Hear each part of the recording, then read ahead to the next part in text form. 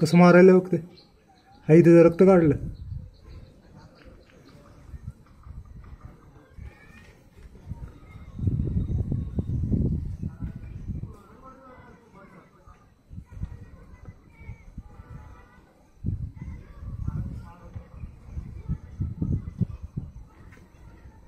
ही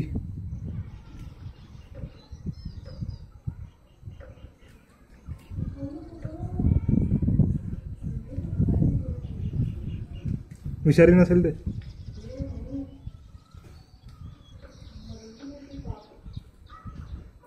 हकल तिला.